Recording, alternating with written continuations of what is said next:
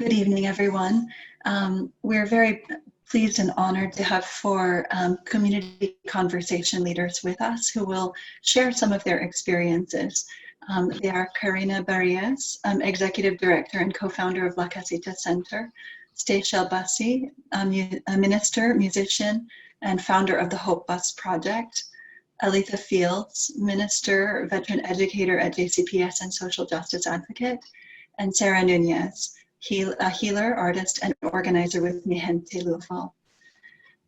While they are speaking, and our first purpose is to listen deeply to their voices. While they are speaking, please make sure to keep your microphone on mute, but feel free to leave thoughts or questions in the chat during this segment. Secondly, we will invite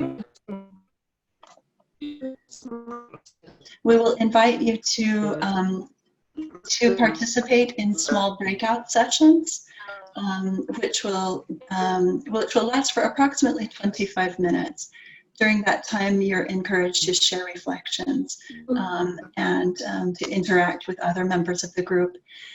If the idea of joining a small breakout session group feels unsafe to you, you have the opportunity to ignore our invitation. So you will receive an invitation link, and please feel free to join. And if you don't, just ignore it. You'll be in Zoom limbo for about 25 minutes, but you'll be right back with us again in the plenary session. The last thing we'd like to ask you to do is to focus on being curious.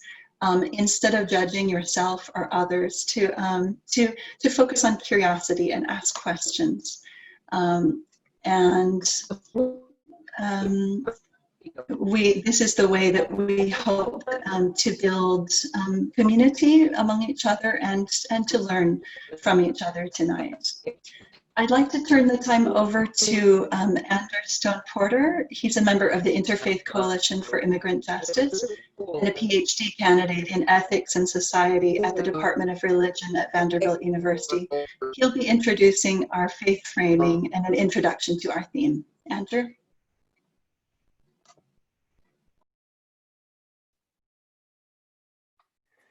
Thank you very much, Britt. Good evening and warmest welcome to all of you. I want to begin tonight by holding in mindful attention the loved ones of Breonna Taylor, who are suffering the immense betrayal of knowing that her killers will not be held accountable for her death, as well as all those who have taken their bodies to witness for justice at this moment in our city. We hold these, our siblings, in mindful attention and lift up energies toward justice, peace, and safety for all. May we who are gathered here grow into solidarity with the movement to eradicate the evil of white supremacy. The theologian H. Richard Niebuhr wrote that Christian ethics tends to center around the question, what should I do, or what should we do? It makes sense that ethics would address this question, but Niebuhr thought it was the wrong question to ask, at least the wrong question with which to begin. He suggested instead that the primary ethical question is, what is going on?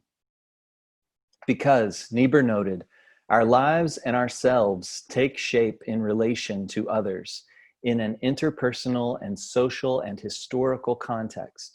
And in order to know what we should do, we first have to take stock of the situation around us. For Niebuhr, God is speaking to us in each moment of our lives, and we have an invitation in each moment to respond in our actions. Have you ever noticed that whenever a crisis happens, a shooting of another unarmed Black person, for example, there is a tendency for us, I say us, well-meaning white folks, to ask the question, what can I do? Or how can I help? It makes sense that this would be the question that comes to mind because it shows that we care, that we are concerned. We want to do something to make the situation better. However, This question is not always the most helpful question to begin with, because if we are just now becoming aware at this moment that police brutality against Black people is a problem in this country, we may not be in a position yet to offer very effective help. I want to introduce our theme for tonight by suggesting that the first question we should be asking is not, what can I do?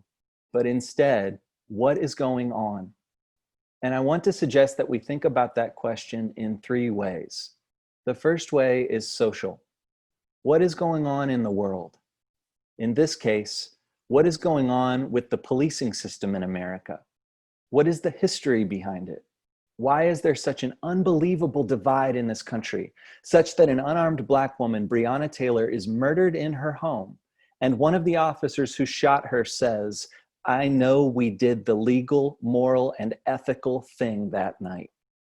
What is the problem? What is going on with policing in America? That's number 1. Number 2 is an internal sense of what's going on. What is going on inside my heart and mind? What am I feeling? Do I feel confused, conflicted, complicit, angry, guilty? What is moving in me or motivating me to take action at this moment? Or from a faith perspective, what am I being called to do? The third sense of this question that I want to offer to us is practical. What is going on in the movement?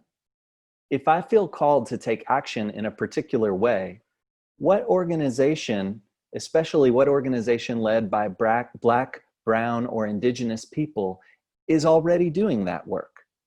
How might I get involved and plug into that?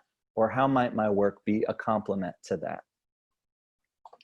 Tonight and over the next several discussions, we're going to be unpacking this question by hearing from panels of courageous activists, thinkers, and leaders in our city, and by engaging in discussion together about what is going on. And we hope the spirit that moves within and among all of us will drive us together toward that next question. What should we do?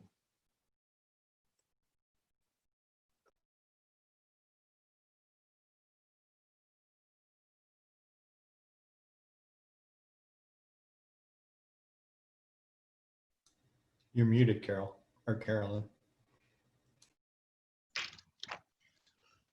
Thank you. We're honored to have 4 special guests tonight who are experts in their fields, who are doing things in our community, can address what's going on.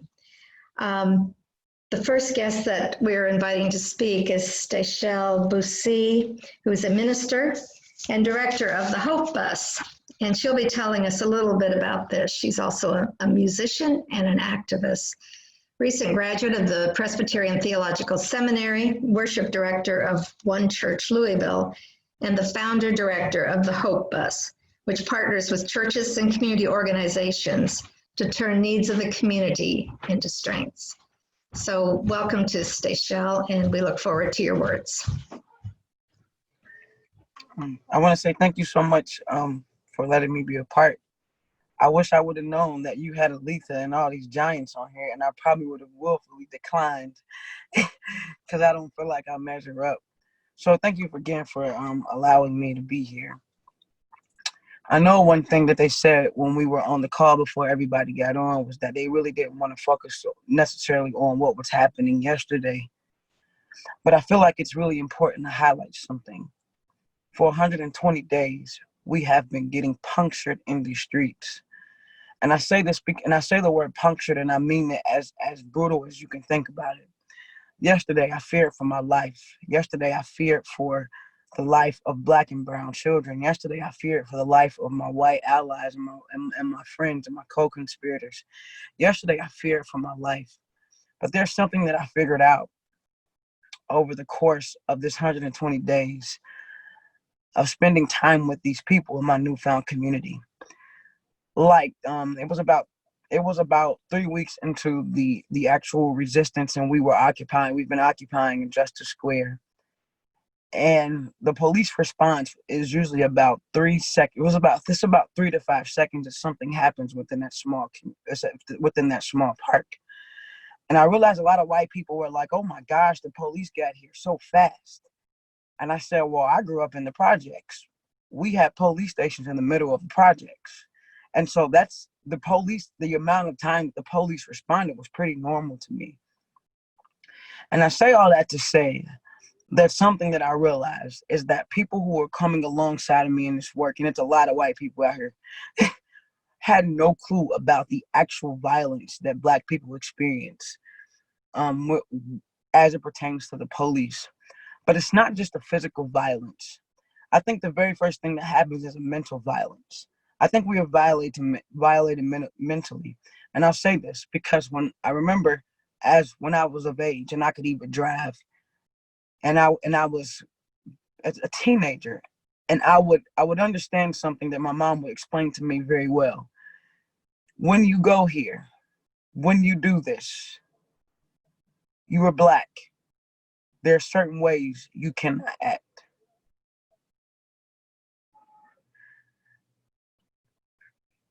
I didn't particularly always understand. But one thing she used to say is, I trust how I raised you. I don't trust how other people were raised to treat you. I didn't understand until I was walking past cars where there were white people and I would hear doors locked.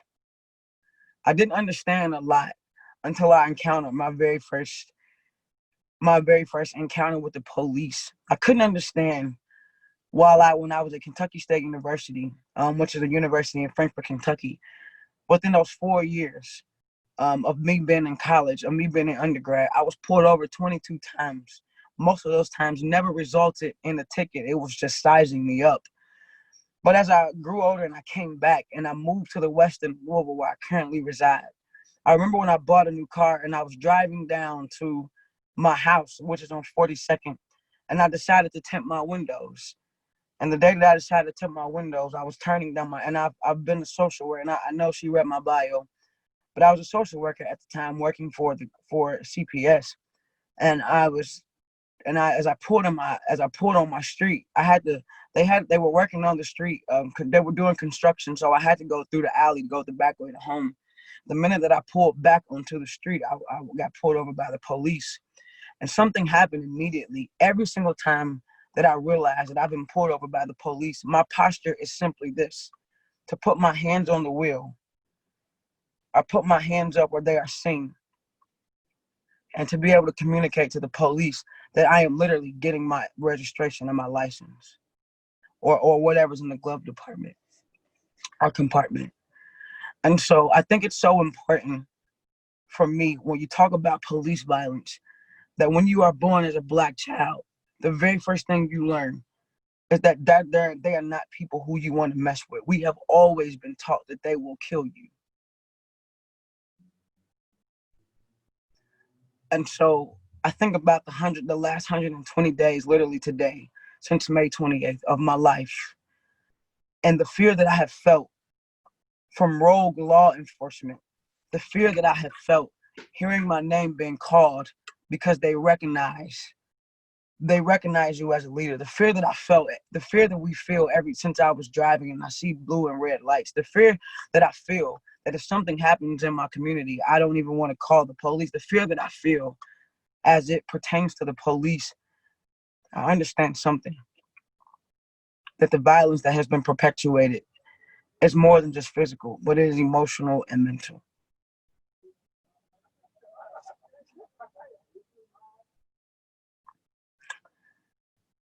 And so my work intersects, as I have worked as a social worker, an educator,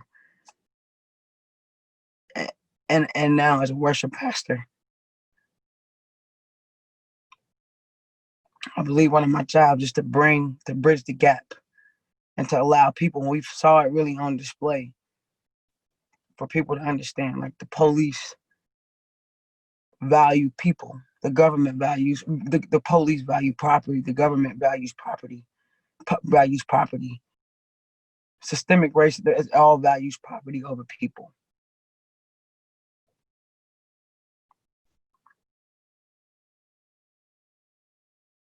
And so I understand, and I'll end this with, the fact that I understand that what has been done to me over the 120 days, but also 33 years of living, is mental violence, it's emotional violence, and it's physical violence.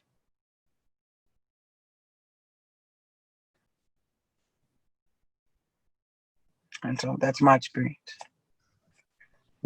Thank you so much, Stachelle. You've made it very real from the beginning, and I know we're waking up to what that is in our community. Kalina Barius will be our next speaker and can also, I'm sure, talk to some of the same issues with the communities that she works with. She's a native of Guatemala, director of La Casita Center, and which is a community of Latinx hospitality that enhances the well-being of Louisville's Latina community through education, empowerment, advocacy, and wellness, and also a member of St. William's Church. So we look forward to hearing Karina. Thank you. Thank you, Carolyn. And Minister Stachelle, I want to tell you that when you said that, I'm assuming you're including me in the giant comment.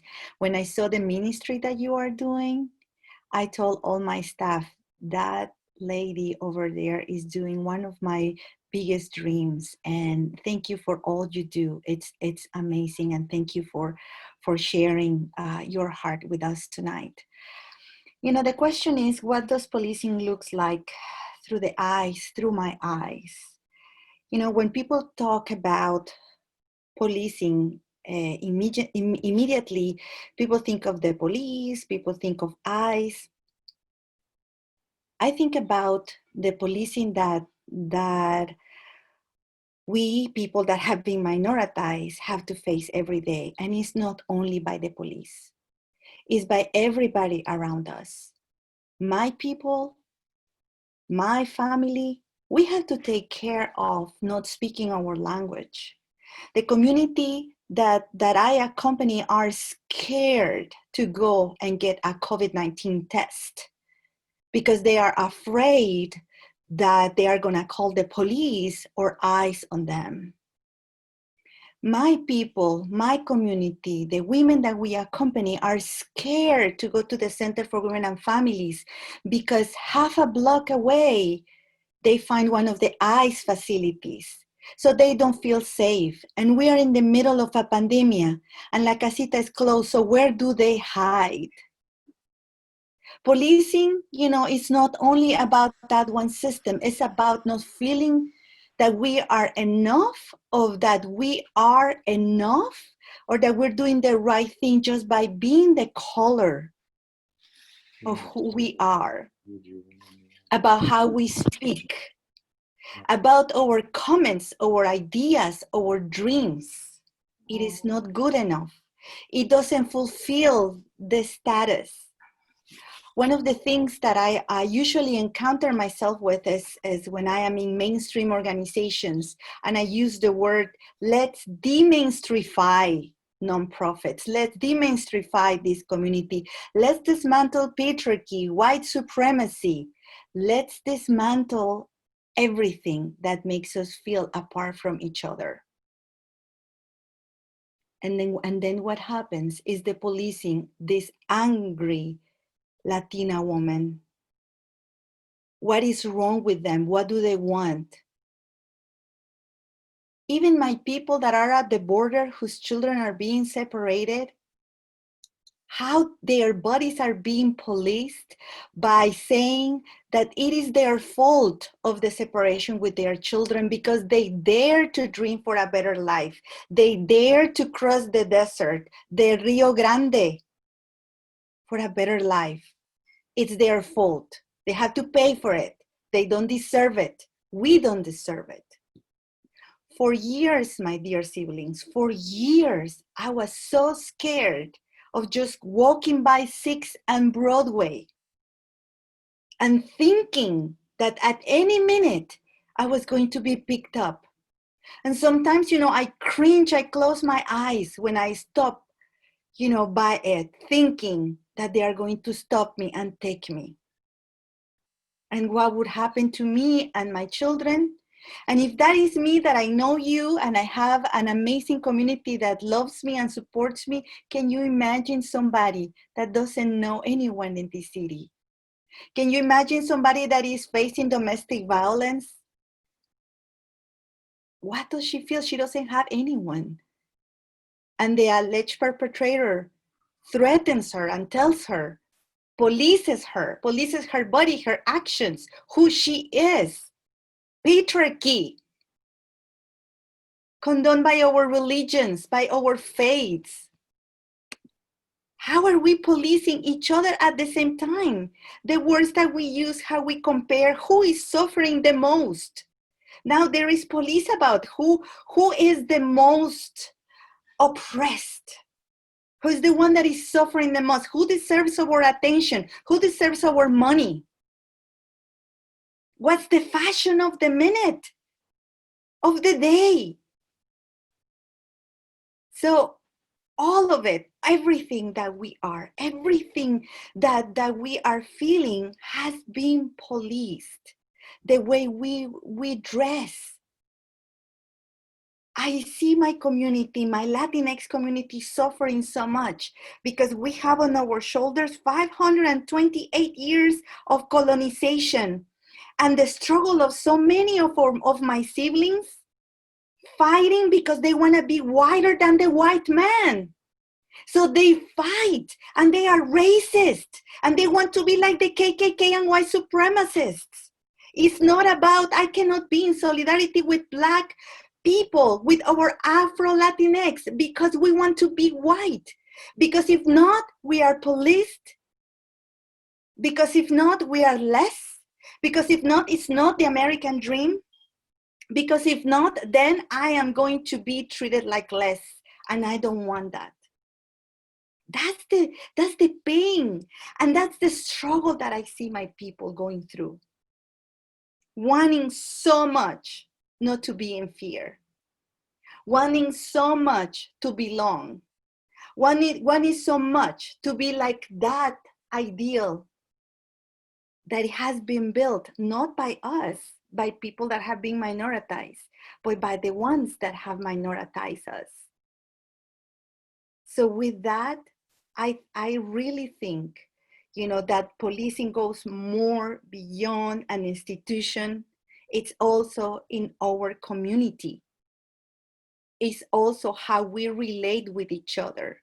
It's also how we tell each other what's the right thing to say, the right thing to do, how to respond, how to react, how to grieve, how to celebrate.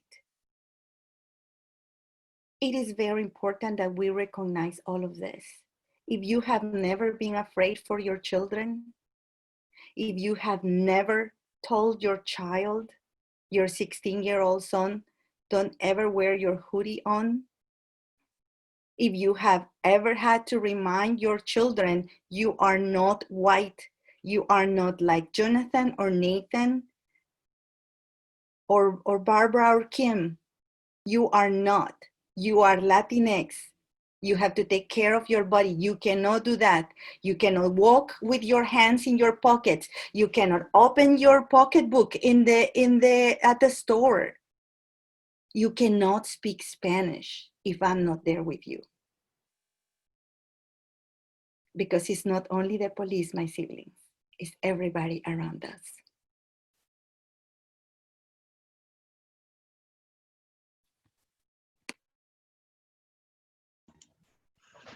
Thank you, Karina. There is a culture of fear and control through power and intolerance of difference. Thank you very much for reminding us that. Aletha Fields is our next presenter today. She's a minister and a JCPS teacher. She is a longtime Louisville resident and a community-raised social justice activist with her most prestigious roots in the Fairness Campaign, of which she is a past co-coordinator. She also extends her passion to teach and help others through her work as a minister and is a faithful member of Bates Memorial Baptist Church. Thank you, Aletha. Good evening, everyone. Thank you for having me here.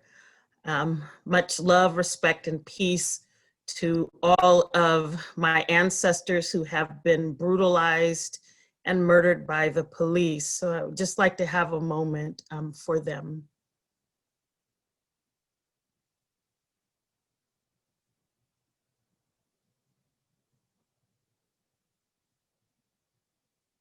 Thank you. I would like to, in my tradition, as a Black Indigenous woman, I would like to start now with honoring those who have come before me. So I have two foreparents on this call today, Dave Horvath and Judy Schroeder, who have been instrumental in shaping me as at the time, a new activist in Louisville. And so I want to give honor to both of them for the beautiful work and investment and immeasurable patience with me, particularly as a younger activist. I would also like to honor and acknowledge my sibling, Kalina Barius, for the great work that she continues to do with La Casita and bringing the issues that are facing our Latinx siblings and children to the forefront. And then honor to my kinfolk, my niece, Stachelle Bussi. We're not blood related, but we are kinfolk. And so I'm always honored when I get to be around her while she's out there being punctured, as she said, in these streets. So to connect Stachelle to my life, my son that she mentored in music ministry, my baby boy, he was in the shopping cart in the buggy at the grocery store with me one day. He was little, maybe 4 years old. And so he was still small enough to sit in the little compartment there, you know, where you stick your legs through and hold on to the little cart. And we had a Happy Meal before we came into the grocery store, and he had his little Happy Meal toy. And so as we went to check out at the grocery store, the clerk, who also happened to be a white person, she said, "Are you going to pay for that toy?" And I said, "No, it came in his Happy Meal, so it's already been paid for." She said, "That looks like a new toy." And she stopped checking me out and flipped the light on at the checkout lane, and the manager came over. And I knew that my blood pressure was rising, and I was in my 30s, so I was absolutely nothing nice. I had no patience whatsoever and very little grace for people who, one, accused me, and two, who were openly racist toward me. I had absolutely no grace and no patience. But what tempered my whole response was the fact that my two small children were with me, and the one thing I didn't want them to ever see was me being arrested. I didn't ever want my children to see me in handcuffs or being brutalized by the police, because the one thing that I knew that they were for sure to have as Black Indigenous children, who happen to have, one has chocolate brown skin and the other has a fairer complexion of skin, fair, not necessarily in terms of beauty, but fair in the in gradation, in color gradation. So one was darker and one was lighter. So I already knew that people would make a difference between my children because of colorism. And so I knew that because they were Black Indigenous boys, that the memories they would have of the police would be memories that the police brought to my children that I could never, ever protect my children from.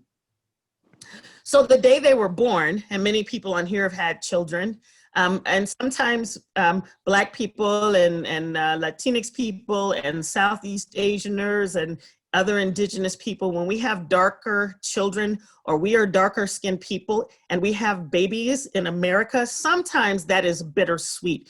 We don't get a sweeping joy. Stachelle's mother did not get a sweeping joy when Stachelle was born, not because she wasn't happy that her child was born healthy and that her child was born safe enough that she could be delivered. But what Stachelle's mother experienced is what I experienced and many other women of color experience, is the fact that we know what our precious little baby that we're holding in our arms, that still, has womb fluid all over it, and the baby is warm and it's ours. We don't get the sweeping joy. We get the bitter taste of the reality of America. We get the bitter taste of being in the grocery line with the child having the Happy Meal toy and the manager having to look up the items to make sure that that toy wasn't sold in that store. I'll fast forward you 4 more years when Mark was 8 and his brother was 12. And I live at the top of the Highlands here in Louisville. I'm a former resident of Old Louisville. And so I thought, well, I'll move to the Highlands. It'll be a nicer area, I would believe, so on and so forth. And so we live close to what used to be the Bader's gas station. It's right across the street from Cave Hill Cemetery. So if you're facing Cave Hill Cemetery, the first street to the left is my street. So the children asked, Mom, can we and our friends walk to the grocery store? We want some candy and some beef jerky. And I said, you may. You will stay together. You will be respectful. You will stay in plain sight. You will not have your hands in your pockets. You will not be loud when you go in. You will not, you will not, you will not, you will not, etc.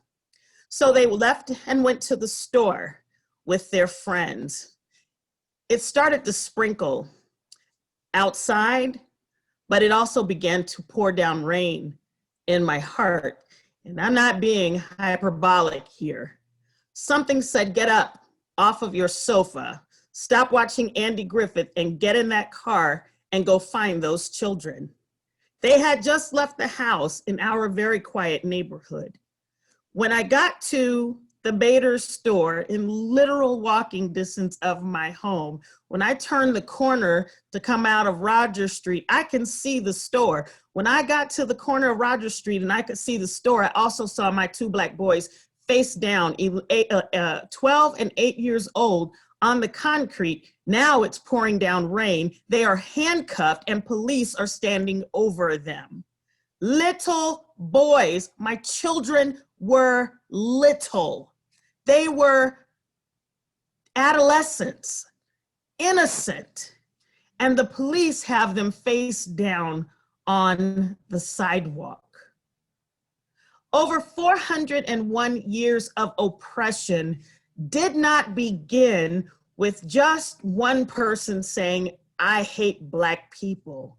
It began with a pathological narcissism that we call white domination, and some people call it supremacy, but I find no moral supremacy in a color. I find moral supremacy in the fact that I believe in a power higher than myself. And if I don't hold on to that power that is higher than myself, I wouldn't be on this call tonight. I would be incarcerated. And I would have been incarcerated 6 years ago when my oldest son, the brownest person in my house, came home with blood-soaked clothing. The police had beat the hell out of him. He has no hell left in him because the police beat it out of him. His brand new outfit, his brand new boots, his brand new jeans. And I'm not saying this to traumatize you or to exploit the exploitation of the police upon my children. I'm letting you know this is a reality that many of us live with. The police are no friend of mine, and I have law enforcement officers in my family. All I can say to them is, I hope you are who grandma thinks you are. Because if you're anything else, I know we're related by blood, but we will never, ever be able to claim one another on moral ground. So I'm going to stop there and looking forward to what everyone else has to say. Thank you.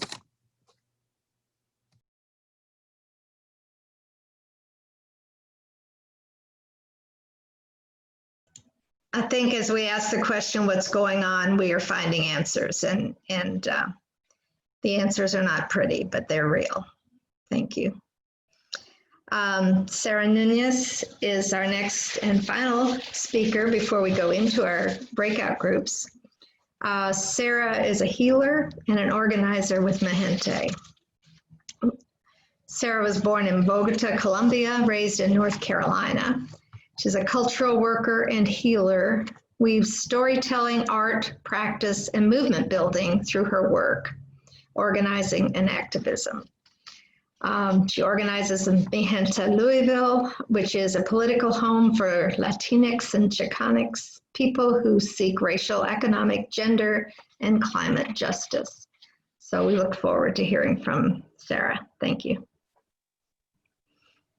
Thank you, Carolyn, and thank you to everyone who spoke. What a powerhouse, badass group of people we have here today. And excuse my language if that's offensive, but wow, just beautiful to see you all and to be here. You know, it's so much was said already, and I love all that was said. And Aletha, you're inspiring. It's like, you know, this colonial thought, right? Like, what was it like for people to come into the Americas and colonize people? Like, just the simple fact that they could come through and brutally murder and take over complete communities of indigenous people living both in North America and in South America.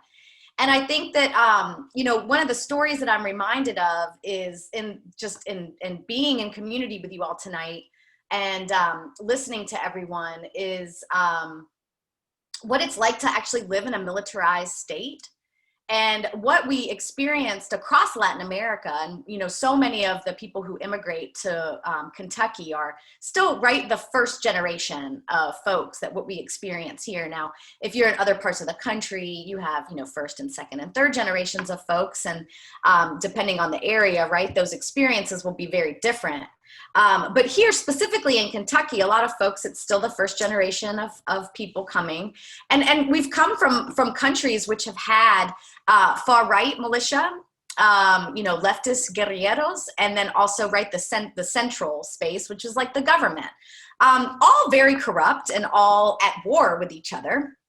And so I think that it's also important when we talk about what it's like to be, you know, Latino in the United States or Latinx in these spaces, is that our communities come from, you know, militarized, straight up militarized police. I mean, you don't just see a cop standing on the side of the road. You know, you see very big guns and lots of green, you know, outfits, right? With the, you know, the military outfits.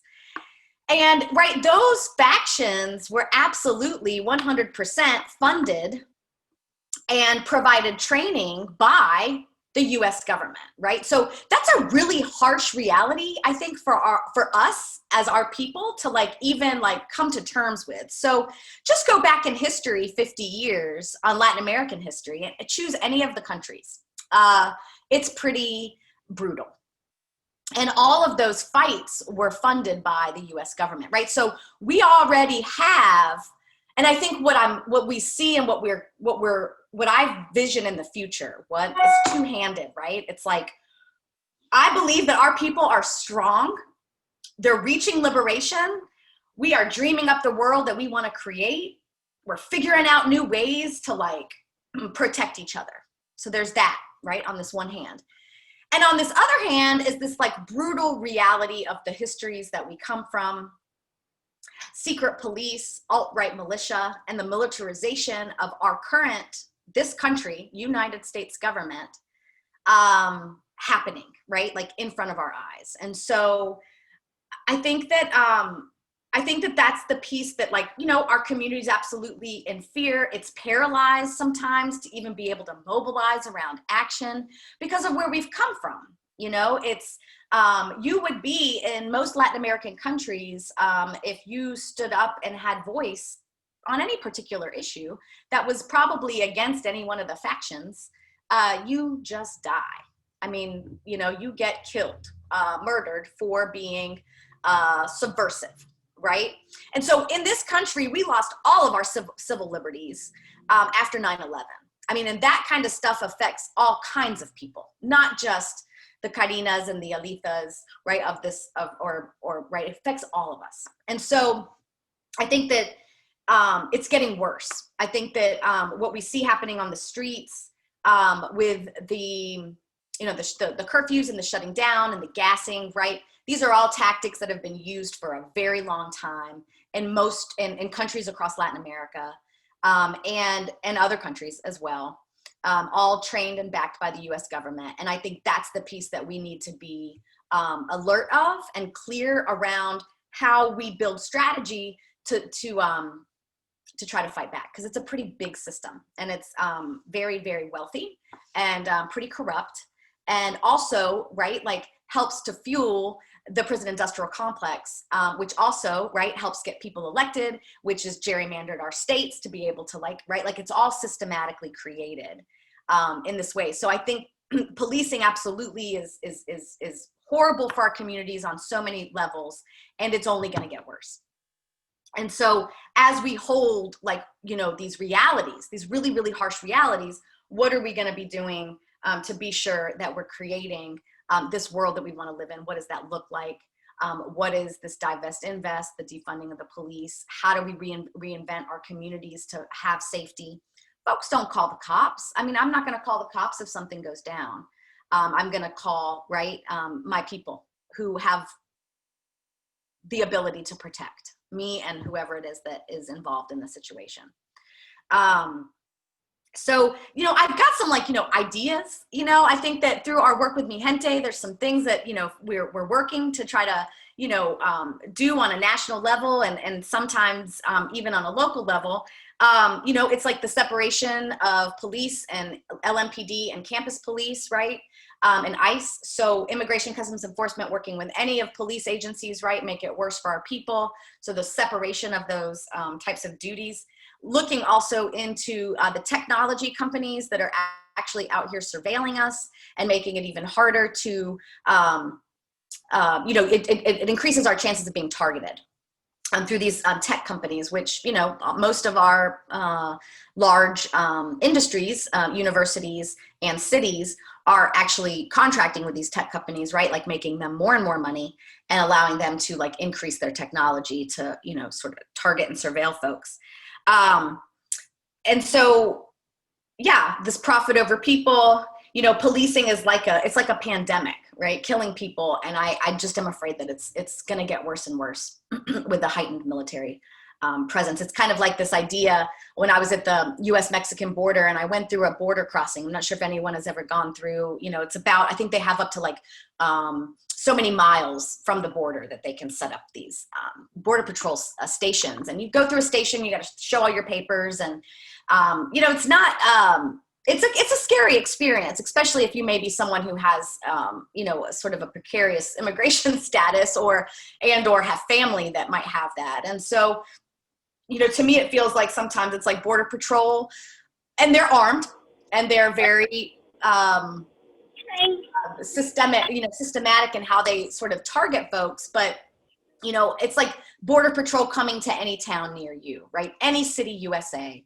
And I think we saw that in Portland when Border Patrol agents ended up actually there, picking up protesters. So, and it's not to spread fear or to make it but the realities are what they are. And I think our communities coming together to create systems and protective ways for folks to be protected is one of the better strategies that we can move forward with, as well as some policies and some other, ideas. But yeah, thank you for the opportunity to be here with you all. And I look forward to the conversations that we're going to have in a little while.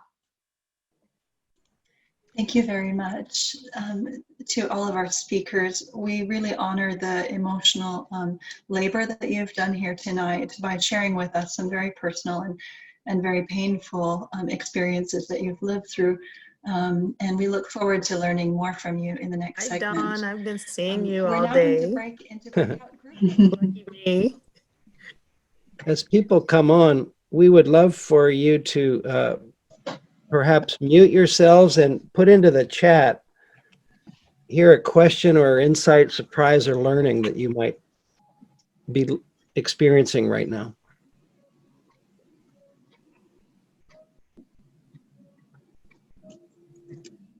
Are we all back in together in the plenary session? Just want to reach out. Thank you so much for your comments and reflections in the chat. It's been really, really wonderful. I'd like to call on each of our community conversation leaders just to give us some final thoughts as we close out this evening. And so I'd like to call first on Stachelle, and then Sarah, and then Aletha, and then Karina, to just give us a closing message or a thought as we close our meeting tonight. I'll repeat what I said. People who are in my session, just close your ears. We are in a paradigm shift. For Black people, this is our 9/11. We cannot afford to be on the wrong side of history. For all of our white folks who are here, you got to be our co-conspirators. You got to be our allies. You got to partner with us, and even when your guilt runs out, you got to stand with us. This movement is not political.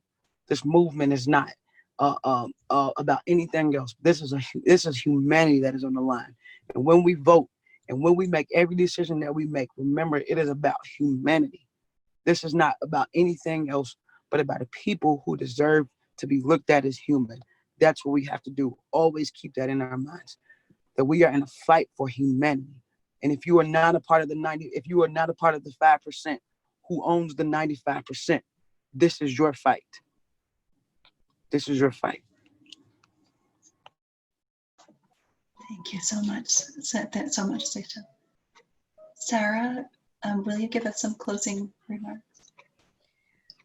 Sure, thanks. We had such a dynamic, great conversation. You know, Trisha said and talked about we need to look for a way forward. And in our group, we talked a lot about how learning is so essential.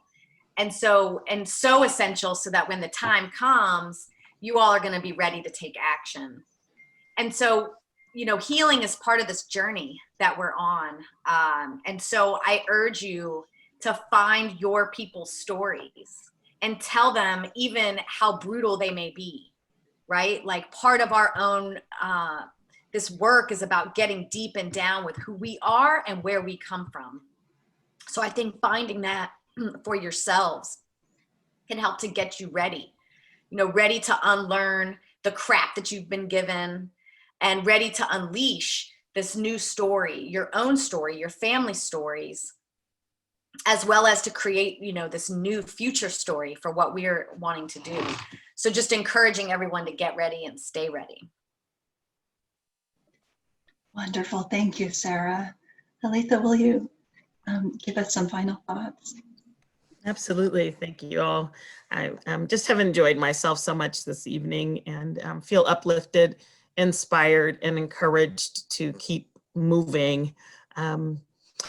So as we all have to reckon with the history of racial injustice in this country, everything we're seeing is it's a symptom of a larger problem that we have inside of this country. And that is just what it is, blatant racism. And so as we are coming together in rooms like this, it's what Stachelle said. It is how I ground myself is who do I want to be in this moment in history? Who do I want to be? Am I going to perpetrate participation and allyship in front of my descendants? Am I going to perpetrate that? Or am I going to be real about it and make it happen? And I learned from Judy Schroeder years and years ago. She taught me that glue is that guilt rather is the glue that can hold unproductive behaviors in place. And so as we all work to move to higher consciousness about our part in all of what's going on right now, because you don't have to claim it, but you are a part of it, and so am I. So I want to encourage you and also challenge you to decide and determine for yourself what John Lewis left us in his posthumous letter. He said, answer the highest calling of your heart. And the other part of it, I'll just paraphrase, stand up for what you believe in. Stand up for what you believe in. And I'll replace the word stand to show up, to use the word show up, because stand is ableist at times, but to show up for what you truly believe in. Because there are a lot of white people out there who sound woke, but let me tell you the truth about some folks. You can be woke and still be in bed. Thank you. Thank you so much, Aletha. Karina, will you close us out? My prayer is for each one of us this evening, you know, in this very deep and profound conversation, for us to start deconstructing all those colonized and mainstream ideas that we know it all, that we have all the answers, that we have the right reactions and the right knowledge. And when we have deconstructed that, are we willing?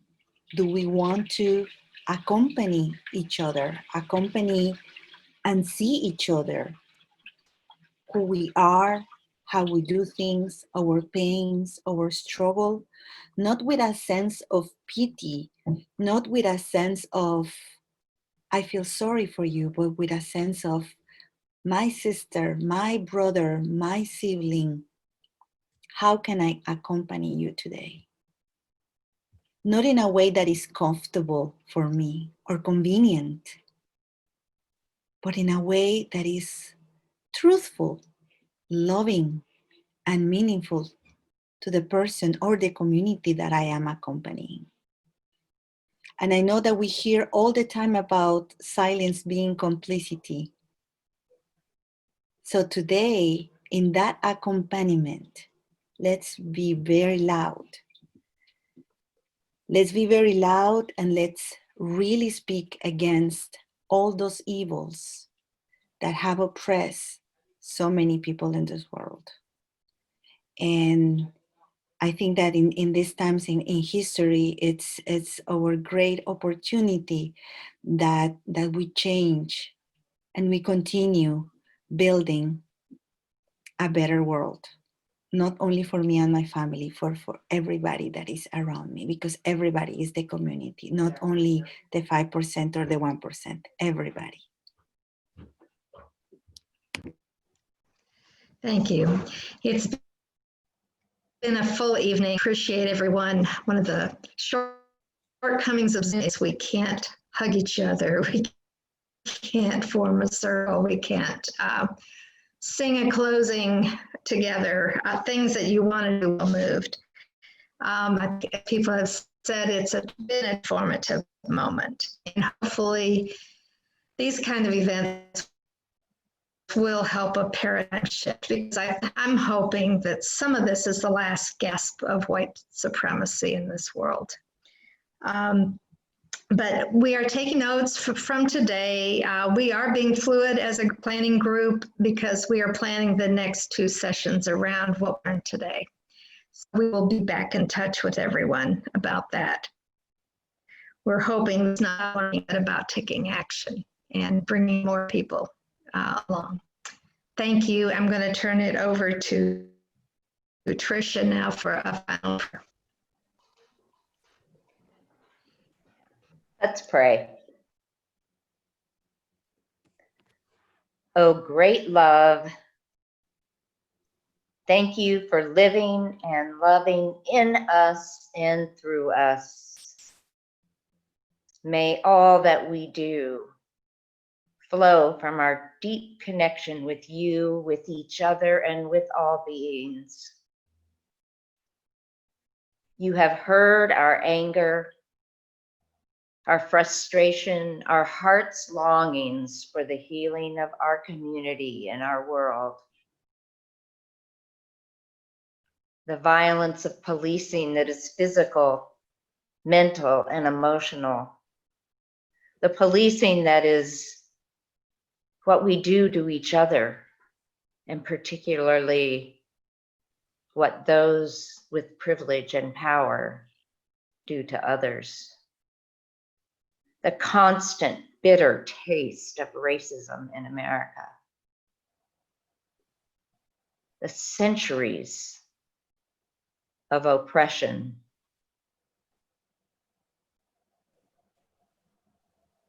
In the midst of so much that is wrong, that is hateful and hurtful, we always must take time to give thanks, as we do now, for the deep grace and fierce love that has been with us here this evening. We are grateful for those who came before us, for the forebears in the struggle, for the healers. We are especially grateful for those who have courageously shared painful stories, and maybe even more courageous yet, have shared their hope and determination to deconstruct lies, to build hope and community, to dismantle all that hurts our people. Grant us all the deepest grace and the fiercest love that we need to stay strong for each other today and every day. And we offer these prayers in all the holy names of God. May it be so. Amen.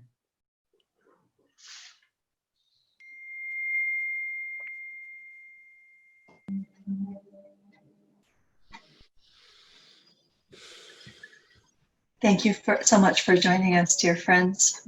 Blessings to you. Thank you very much for our speakers. We've really been touched, and we promise that we will keep showing up until our community and our society is truly united and equitable. Thank you.